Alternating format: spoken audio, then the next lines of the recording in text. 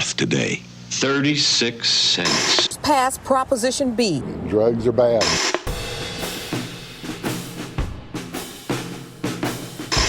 Mr. Citizen moves the operating lever to the right, which unlocks... What do you call it? Intermittent fasting? Sure. Because I was 300 pounds at one point.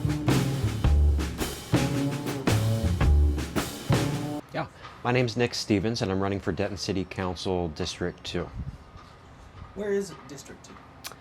District 2 is, I think, one of the most uniquely shaped districts in the city. It is largely the Nottingham area and up where you have Loop 288 and University intersect. And then you have this tiny little finger that slivers down to the downtown area where we are. Yeah, I've lived in Denton 20 years and have tried to always be really active in the community. I'm a small business owner and that's always been my main focus. I'm the chair of the Health and Building Standards Commission for the city, but I was also a co-chair with Decriminalize Denton, alongside Deb Armenter to decriminalize cannabis in the city. That was one of the first projects that I worked on and was really passionate about and saw through, and so yeah, I guess I've been active in a lot of different ways in the city.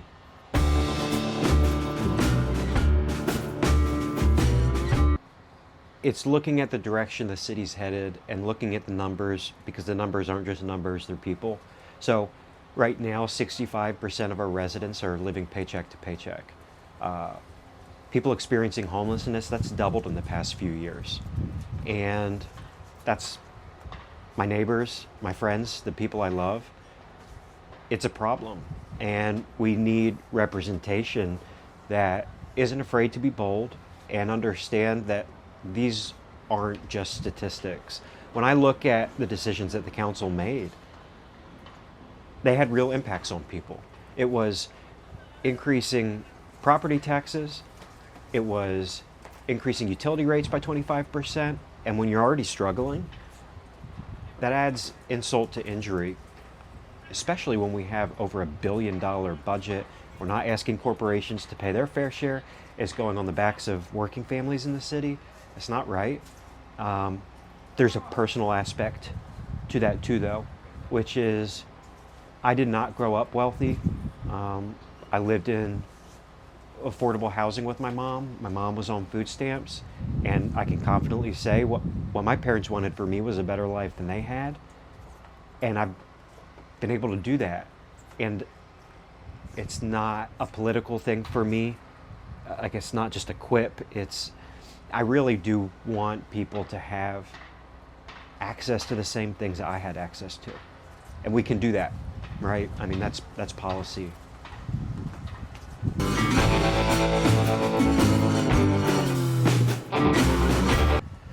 I always answer that question in the context of people who don't live here. What do they think about Denton?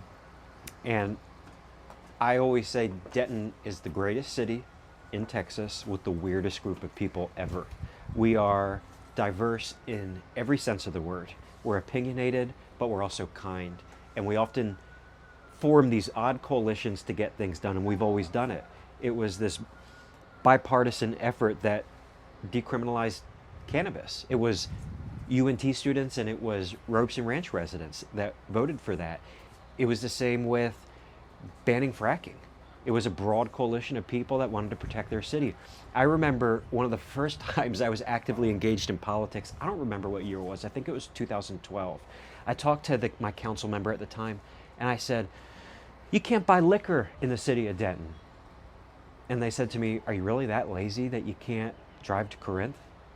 And so bar owners, I think it was the Dan Silverleaf group, I can't remember, but there were bar owners that said, well, then we'll just start our own petition and we'll do it because y'all on council won't do it.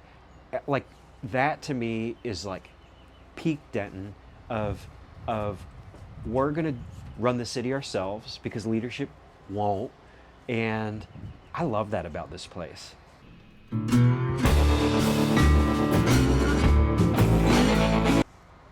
I really think we just need thoughtful leadership that asks hard questions. And there's a long list of things. One of the things was we had a Bitcoin mining facility that was brought into the community. I was pretty vocal that that was a terrible idea, and turned out I was right. It went bankrupt. After it went and by the way, we were told with it going bankrupt, don't worry, it's going to actually keep your utility rates low. Well, it didn't, and instead, the council decided to increase the utility rates. And so then this company that just went bankrupt said, guys, we've got a great idea. Let's make it an AI data facility. And let's make sure that that AI data facility uses 400 megawatts, which is literally what our entire city uses right now. So it's going to double the entire city's energy use. And there wasn't a question asked about whether or not that would be renewable, or how we were going to contract it, or whether we should be encouraging things or believing things and what it was going to do for our community with a company that literally just went bankrupt. Is it going to bring another gas plant into the community that the community doesn't want? And so, you know, that's a big issue I had, because it was in direct conflict what residents said they wanted. There's, again, utility rates. Utility rates did not have to go up by 25%. They didn't. We could have asked corporations to pay their fair share. We could have been more creative with excess sales tax funding that we received that we didn't account for to help pay off debt. There were more creative things than let's just make life harder for people. There's also this really key aspect for me that I'm really passionate about, because I don't want to just be negative and say, here's all the things that my opponent does that I would do better, because there are a lot of those. But there's also, what have we lost and how can we get it back, and why is that good for Denton? And so there's things like, we really have lost a big part of our identity. I remember having, music festivals where the Flaming Lips were having these large crowds and they rocked so hard that the power went out. Or the Mountain Goats were playing in downtown Denton on the square. And what happened? Why aren't we coordinating with people to have North by 35 or Oaktopia? Because that's good for Denton.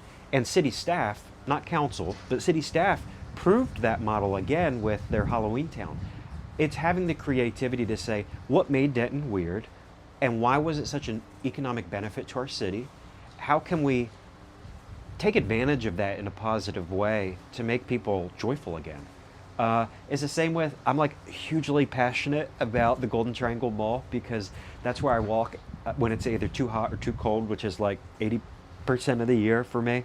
And we've got these empty department stores that have been vacant for years. And I had an idea of, I bet the city could pay for turning one of those department stores into a food market, maker's market, and have easy access for small entrepreneurs to start their business there. And the amount of money that we could actually get from sales tax revenue, and not only that, the amount of people that would then go to the mall. And that would encourage businesses to start opening things up again at that mall, which would then bring in more sales tax revenue to the city. I see residents do this. I go to comedy shows at the mall that sell out with 100 people there.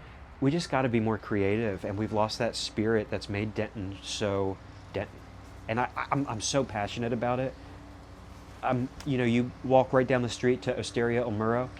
Those guys are selling out their restaurant every single night. Every single night. They didn't get any assistance from the city, no congratulations from the city, no how can we serve you. I want to coordinate with the Michelin star group that just started reviewing restaurants in Texas. There were a bunch of cities that teamed up with Michelin to start reviewing stuff in their cities. We weren't on that list.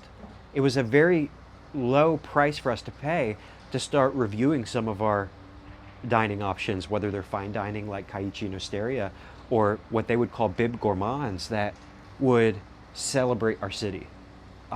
Celebrating our city and really leaning into our unique weirdness is an economic benefit that we really have to get back.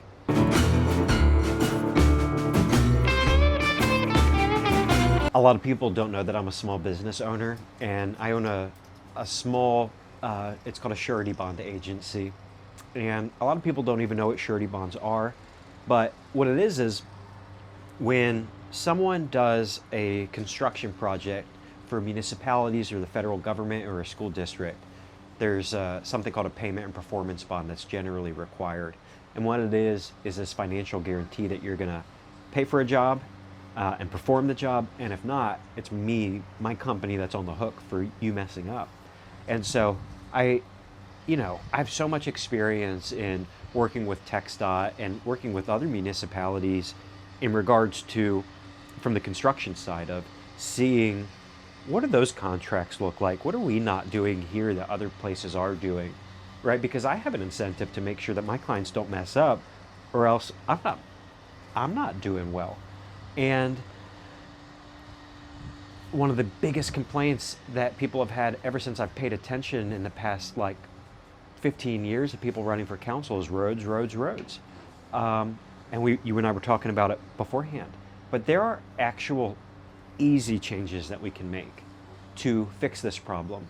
Because I read the contracts that we have here, and that's why, it goes without saying, hopefully, that's why I don't do any business in Denton, because I'm running for council, and I don't ever want to ever profit from any of that. I've never done business in Denton with clients. But that being said, I read our contracts, and it's, for example, liquidated damages, which is charging a contractor for being late on a daily basis.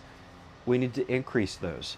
We need to have engineers that are far more stringent with how long does it actually take to create or to finish a job. Being more creative with how we're bidding things out to make sure we have a wide variety of companies bidding for a lower price. Being more creative with what kind of materials are used. One of the biggest things that causes delays are, well, this material is taking too long. Okay. There are comparable materials that we can get tomorrow that will speed up the project. It's enforcing payment and performance bonds so that when someone messes up and they're not doing their job, they're held accountable for it. And me and you as taxpayers shouldn't be on the hook for it. The construction company should be on the hook for messing up. There are actual tweaks to this that we can make that would make a huge difference, and people would be able to see with their eyes, oh, things are actually getting done really fast now. I have to be honest, look, we've got professors and lawyers and realtors that represent us on city council. I really think we need someone who understands how to build things. That's everyone's biggest issue, and I think we need a little bit of experience from people who know how to do that.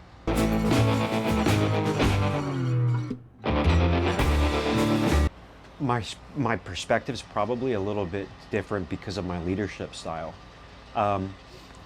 When I'm elected, the District 2 seat is not my seat, it's District 2 seat. I represent them.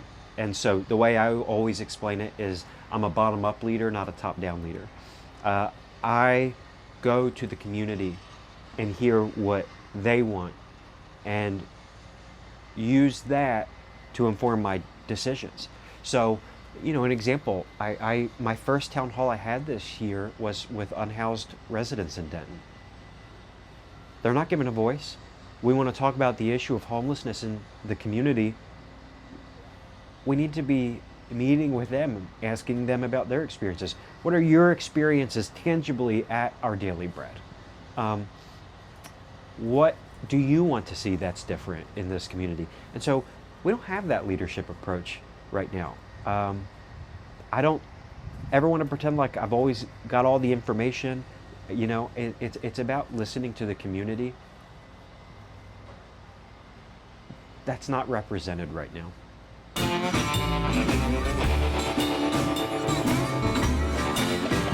There's a lot of things I'm passionate about, but the first thing is fixing our roads.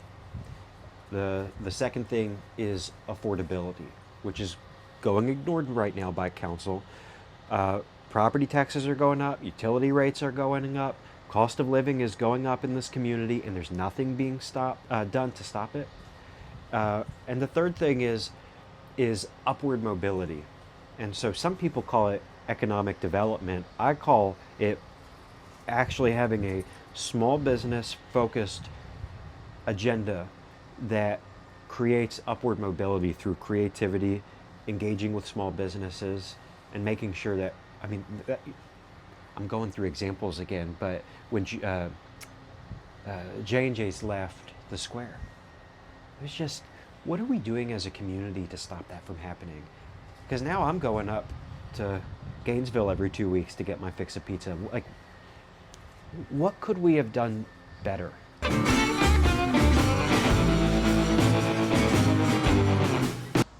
I think that I'm trying not to It's get more of a emotional. personal question, yeah. I think that there's I think that there's a few aspects to it. I think that the non-emotional side of me says policy matters. Understanding how to use the levers of government to provide real change matters just as much. You need someone who understands how to pull which lever at the right time to show results. And so that's one thing that's changed. The other thing that's changed, I think, in me, and it makes me cry once a day, is that people are really hurting. It's why, like, when I said, people experiencing homelessness has doubled, or 65% of us are living paycheck to paycheck.